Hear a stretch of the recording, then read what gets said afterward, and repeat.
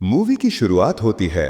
बहुत समय पहले एक रहस्यमयी मगरराज ने सिर्फ एक सांप भूत की आंख के सहारे कुनलुन पर्वतों में अपना डरावना राज स्थापित किया था। यहाँ के लोग जन्म से ही अजीब निशानों के साथ पैदा होते थे।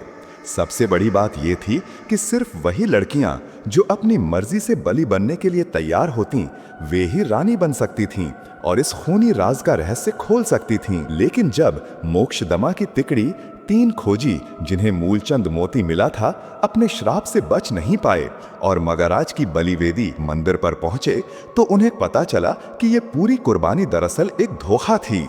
अचानक बलिवेदी पर 5 सिरों वाला सांप चमकने लगा और चारों ओर के पत्थरों के स्तंभ घूमने लगे। सभी लोग डर गए और तैयार हुए कि आगे क्या होने वाला है। ठीक उसी समय मासूम दिखने वाली आशयांग ने अचानक बंदूक निकालकर शैली की ओर तान दी। तब शैली को समझ आया कि उसके साथियों की मौतों के पीछे असल में उसी का नाम जुड़ा था। असली मकसद ये था कि सबको यहाँ लाकर उसकी जान को खतरे में डालकर मूलचंद मोती हासिल किया जाए।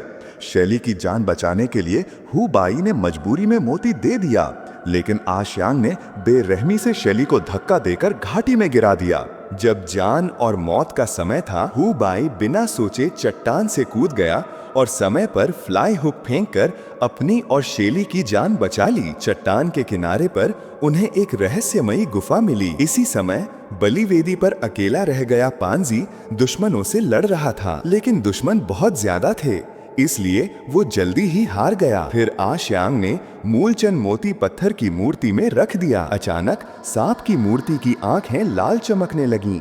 उसके बाद मूर्ति के मुंह से बारीक रेत टपकने लगी। उसी समय गुफा में हु बाई को दीवार पर लिखा एक रहस्य मिला। उसे पता चला कि ये पूरी कुर्बानी एक झूठ थी। मूलचंद मोती रखने के लिए मूर्ति सही जगह नहीं थी। डरावनी बात यह थी कि आशयांग ने अपनी ही आंख निकाल ली और उसे दूसरे सांप की मूर्ति में लगा दिया। अचानक रहस्यमयी रोशनी निकलने लगी और धरती जोर जोर से हिलने लगी। उसी समय शैली और उसके साथी चट्टान से वापस ऊपर आ गए।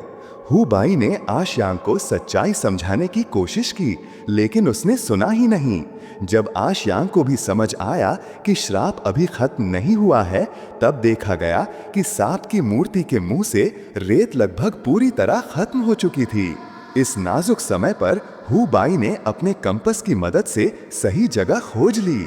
उस भूतिया छांव वाले नाजुक समय पर मिंग शू ने फुर्ती से मुचेन मोती निकालकर हु बाई की ओर फेंक दिया। तीनों ने मिलकर कोशिश की और आखिरी पल में मोती को सही जगह पर रख दिया। तुरंत ही एक अजीब रोशनी पत्थर के खंभों वाले जादुई घेरे में चमकी और जबरदस्त ताकत से सभी को दूर फेंक दिया गया। जमीन पर गिरने के बाद पांडा खुशी से देखता है कि शाप टूट गया है। शेले और लाओ हु भी जांच करते हैं और ये पुष्टि कर लेते हैं कि अब कोई शाप नहीं रहा। पांडा खुशी से कहता है, देखो यारो, अब मैं जवानी में नहीं मरूंगा। पर जब सभी को लगता है कि खतरा खत्म हो गया है, अचानक ही जमीन के नीचे का महल गिरना शुरू हो जाता है। मुश्किल समय में वे आशयांग को साथ लेकर बड़ी मेहनत से बाहर निकल आते हैं। पर क्या इस जादुई महल से बाहर आने के बाद उनकी किस्मत के फंदे सचमुच खत्म हो गए हैं? आशयांग ने जो अजीबोगरीब काम किए, उनके पीछे आखिर कौन सा दर्द भरा रहस्य छिपा हुआ है? और वो रहस्यमयी सांप की आंख,